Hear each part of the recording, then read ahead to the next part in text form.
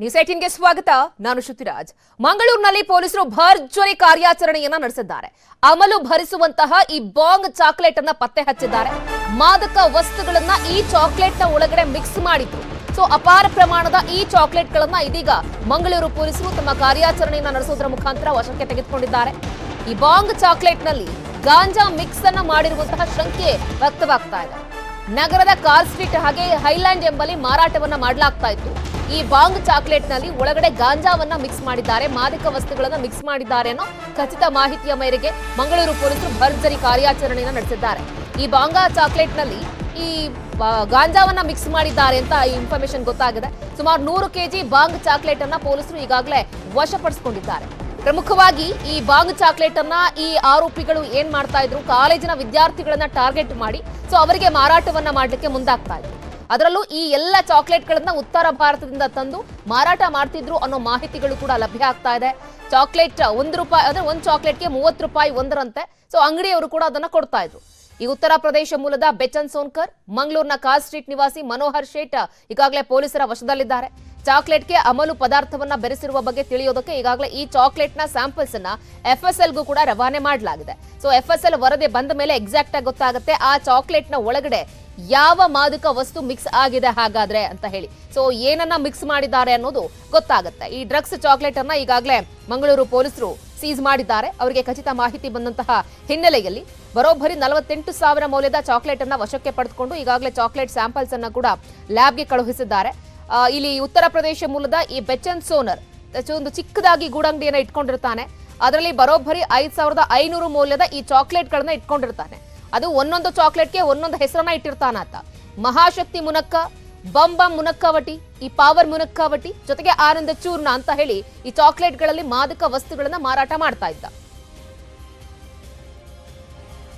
Mangaluru city commissionerate ವ್ಯಾಪ್ತಿಯಲ್ಲಿ ಮೊನ್ನೆ 18ನೇ ತಾರೀಕು ಒಂದು ಖಚಿತ ಮಾಹಿತಿ ಮೇಲೆ ನಾವು ಒಂದು 2 ಕಡೆ ದಾಳಿ ನಡೆಸಿದ್ದೀವಿ. ಈ ದಾಳಿಯಲ್ಲಿ ನಮಗೆ ಈ ಮಾದಕ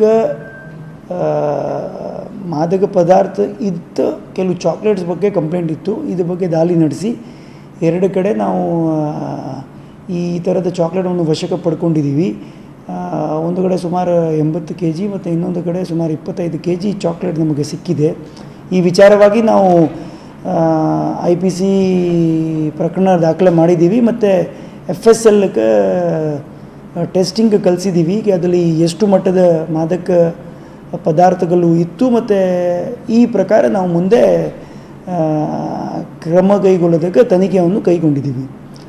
ಹಾಗೂ ಈ ನಮ್ಮ ಫೈಟ್ ಅಗೇನ್ಸ್ಟ್ ಡ್ರಗ್ ವಿಚಾರದಲ್ಲಿ ಈ ಶಾಲಾ ಕಾಲೇಜು ಸುತ್ತಮುತ್ತ 100 ಮೀಟರ್ ವ್ಯಾಪ್ತಿಯಲ್ಲಿ ಏನು ಅಂಗಡಿಗಳಲ್ಲಿ ಈ ಟೊಬ್ಯಾಕೋ ಮತ್ತು ಸಿಗರೇಟ್ಸ್ಗಳು ಏನು ಮಾರಾಟ ಮಾಡ್ತಾರೆ ಅದ್ರ ಬಗ್ಗೆಯೂ ಸಹ ನಿನ್ನೆ ಒಂದು ದಾಳಿ ನಡೆಸಿದ್ದೀವಿ.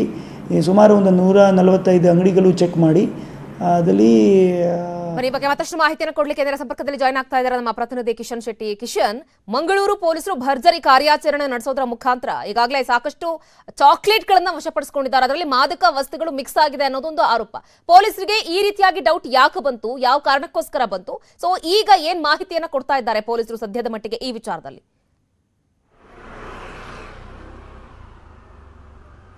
ಶ್ರುತಿ, ಎಜುಕೇಷನ್ ಹಬ್ ಎಂದೇ ಪ್ರಖ್ಯಾತಗೊಳಿಸಿರುವಂತಹ ಮಂಗಳೂರಲ್ಲಿ ಈಗ ಡ್ರಗ್ಸ್ ಮಾಫಿಯಾ ಬಹಳಷ್ಟು ಆಳವಾಗಿ ಬೇರೂರಿದೆ. ಇದನ್ನು ಬೇರು ಸಮೇತ ಮಟ್ಟ ಹಾಕಬೇಕಂತ ಹೇಳಿ ಈ ಹಿಂದೆ ಮಂಗಳೂರಿಗೆ ಬಂದಂತಹ ಗೃಹ ಸಚಿವ ಜಿ ಪರಮೇಶ್ವರ್ ಅವರು ಸೂಚನೆ ಕೊಟ್ಟಿದ್ದರು. ಈ ಹಿನ್ನೆಲೆಯಲ್ಲಿ ಪೊಲೀಸರು ಸ್ಪೆಷಲ್ ಟೀಮನ್ನು ರಚಿಸಿ ಎಲ್ಲ ರೀತಿಯಲ್ಲಿ ಆಯಾಮಗಳನ್ನು ಮಾಡಿ ತನಿಖೆಯನ್ನು ಮಾಡ್ತಿದ್ದಾರೆ. ಇದು ಕಳೆದ 2 ದಿನಗಳ ಹಿಂದೆ ಮಂಗಳೂರಿನ ಕಾರ್ ಸ್ಟ್ರೀಟ್ ಮತ್ತು ಹೈಲ್ಯಾಂಡ್ ಪರಿಸರದಲ್ಲಿ ಅಂಗಡಿಗಳಿಗೆ ದಾಳಿಯನ್ನು ಮಾಡಿದ ಸಂದರ್ಭದಲ್ಲಿ ಈ ರೀತಿಯಾಗಿ ಚಾಕ್ಲೇಟನ್ನು ಸಿಕ್ಕಿರುವಂಥದ್ದು. ಇದರಲ್ಲಿ ಮಾದಕ ವಸ್ತುಗಳನ್ನು ಬೆರೆಸಿ ವಿದ್ಯಾರ್ಥಿಗಳಿಗೆ ಕೊಡಲಾಗ್ತಾ ಇದೆ ಎಂಬ ಖಚಿತ ಮಾಹಿತಿಯನ್ನು ಆಧರಿಸಿ ಪೊಲೀಸರು ದಾಳಿಯನ್ನು ಮಾಡಿದ್ದಾರೆ. 2 ಅಂಗಡಿಗಳಲ್ಲಿ ಸುಮಾರು 100 kgಕ್ಕಿಂತ ಹೆಚ್ಚು ಚಾಕ್ಲೇಟ್ಗಳು ಕೂಡ ಲಭ್ಯ ಆಗಿದೆ. ಇದು ಉತ್ತರ ಭಾರತದಿಂದ ನೇರವಾಗಿ ಮಂಗಳೂರಿಗೆ ಬರ್ತಾ ಇತ್ತು. ಇದರಲ್ಲಿ ಮೀಡಿಯೇಟರ್ ಕೂಡ ಇದ್ದಾರೆ ಮತ್ತು ವಿದ್ಯಾರ್ಥಿಗಳ ಬೇಡಿಕೆಗೆ ಅನುಸಾರವಾಗಿ ಪೂರೈಕೆ ಆಗ್ತಾ ಇತ್ತು ಎಂಬ ಮಾಹಿತಿ ಕೂಡ ಈಗ ಪೊಲೀಸರ ಬಳಿ ಇರುವಂಥದ್ದು. ಸದ್ಯಕ್ಕೆ 2 ಮಾರಾಟಗಾರರನ್ನ ಪೊಲೀಸರು ವಶಕ್ಕೆ ಪಡ್ಕೊಂಡಿದ್ದಾರೆ. ಇದರ ಹಿಂದೆ ಅತಿ ದೊಡ್ಡ ಜಾಲ ಇರುವ ಬಗ್ಗೆ ಪೊಲೀಸರಿಗೆ ಕೂಡ ಸಂಶಯ ವ್ಯಕ್ತವಾಗಿದೆ. ಯಾಕೆಂದ್ರೆ ಈ ಚಾಕ್ಲೇಟ್ನಲ್ಲಿ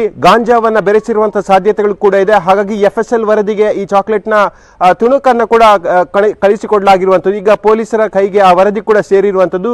ಅಮಲು ಪದಾರ್ಥ ಮತ್ತು ಗಾಂಜಾ ಮಿಕ್ಸ್ ಸೇರಿಸಿ ಈ ಚಾಕ್ಲೇಟ್ ಅನ್ನ ವಿದ್ಯಾರ್ಥಿಗಳಿಗೆ ಕೊಡಲಾಗ್ತಾ ಇದೆ. ಮಾಹಿತಿ ಕೂಡ ಸದ್ಯಕ್ಕೆ ಲಭ್ಯ ಆಗ್ತಾ ಇರುವಂಥದ್ದು. ಮಹಾಶಕ್ತಿ ಮುನಕ್ಕ, ಪಂಚ ಮತ್ತು ಚೂರ್ಣ ಈ ರೀತಿಯಾಗಿ ಹಲವು ಹೆಸರುಗಳಲ್ಲಿ ಈ ಚಾಕ್ಲೇಟ್ ಅನ್ನ ಪೇಪರ್ಗಳನ್ನು ಅದನ್ನು ಮುದ್ರಿಸಿ ಈ ರೀತಿಯಾಗಿ ಮಾರಾಟವನ್ನು ಮಾಡಲಾಗ್ತಾ ಇದೆ. ಮಾಹಿತಿ ಕೂಡ ಸದ್ಯಕ್ಕೆ ಪೊಲೀಸರಿಗೆ ಲಭ್ಯ ಆಗ್ತಾ ಇರುವಂಥದ್ದು. ಸದ್ಯದ ಮಾಹಿತಿಯ ಪ್ರಕಾರವಾಗಿ ಮಂಗಳೂರಿನ 2 ಪರಿಸರದಲ್ಲಿ ಈ ರೀತಿಯ ಚಾಕ್ಲೇಟ್ಗಳನ್ನು ಮಾರಾಟ ಮಾಡಲಾಗ್ತಾ ಇದೆ. ಮಾಹಿತಿ ಕೂಡ ಸದ್ಯಕ್ಕೆ ಲಭ್ಯ ಆಗ್ತಾ ಇದೆ. ನೇರವಾಗಿ ಉತ್ತರ ಭಾರತದಿಂದ ತಯಾರಾಗಿ ಆನಂತರವಾಗಿ ಮಂಗಳೂರಿನ ವಿವಿಧ ಭಾಗಗಳ ಅಂಗಡಿಗಳಿಗೆ ಈ ಚಾಕ್ಲೇಟ್ಗಳನ್ನು ಮಾರಾಟ ಮಾಡ್ತಾ ಇದ್ರು. ಪ್ರಮುಖವಾಗಿ ಕಾಲೇಜ್ಗಳ ಪರಿಸರದ ಏರಿಯಾಗಳಲ್ಲಿ ಅತಿ ಹೆಚ್ಚಾಗಿ ಈ ಚಾಕ್ಲೇಟ್ಗಳು ಕೂಡ ಮಾರಾಟವಾಗ್ತಾ ಇತ್ತು. ಒಂದು ಚಾಕ್ಲೇಟಿಗೆ 30 ರೂಪಾಯಿಂದ 60 ರೂಪಾಯಿ ಕೂಡ ದರ ಇತ್ತು ಎಂಬ ಮಾಹಿತಿ ಕೂಡ ಸದ್ಯಕ್ಕೆ commissioner ನೀಡಿರುವಂಥದ್ದು.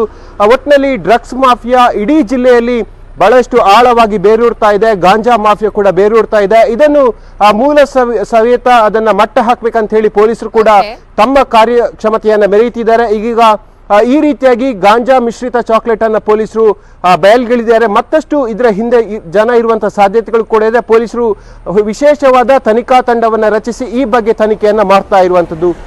Kishan Shetty, thank you ತಮ್ಮ ಈ ಕ್ಷಣದ ಕಂಪ್ಲೀಟ್ ಅಪ್ಡೇಟ್ಸ್ಗೆ.